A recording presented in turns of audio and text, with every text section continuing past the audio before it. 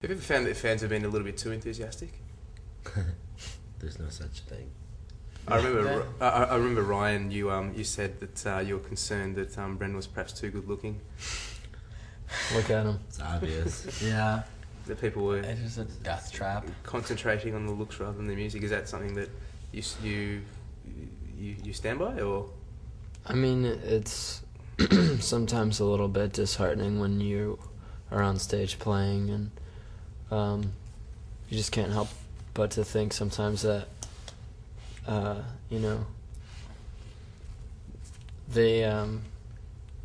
kids in the crowd sometimes may be there for a different reason other than the songs, because, they've got Brendan,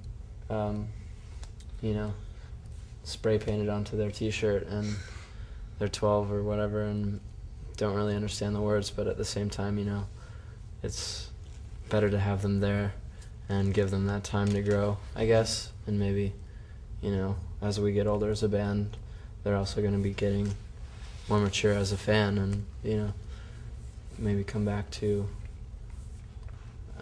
understand what it is that we're really actually doing, but they're there already, so. Yeah, we've gotten a lot of criticism about having younger fans, but it's like, it's like as long as they're listening to our music, and like, even if they don't really get all of it, I mean, there's even bands, back when I was, like, in 5-6 years old, I was listening to the Beatles, and I didn't get it, but like, it sounded good, and now that I'm older, like, I'm still listening to them, but I listen to them in a different way, and like, different CDs,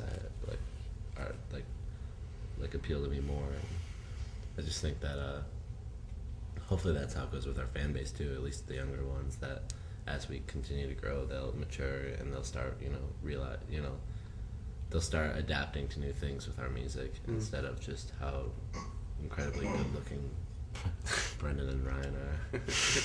I want to speak about some of that criticism. At the same time, there's as popular as you are, there seems to be a bit of a Panic at the Disco backlash. People often dismiss you as a bit of a fashion band, that your popularity is kind of bound by transient trends of the moment.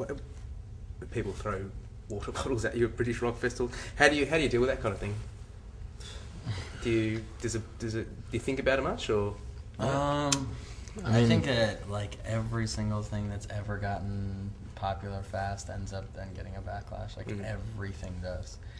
And there's always those bands that's, but there's a lot of bands that, will get very popular very fast, and then they'll release their next CD and it's honestly not great, and it's like they may have their huge moment of success, but it's just like we get the thing where it's kind of hard, for us to say that for nobody, it's not like when we say anything about our looks, we're saying, don't even take in consideration what we look like, because like if anybody's seen any, photos or press photos and stuff like that, like we do put more thought into just, what we look like, especially on stage and stuff with what we wear. So I think it's kind of just that is just a goal of trying to add everything together, and at least live, putting on a better show than just walking up there in a T-shirt and like playing.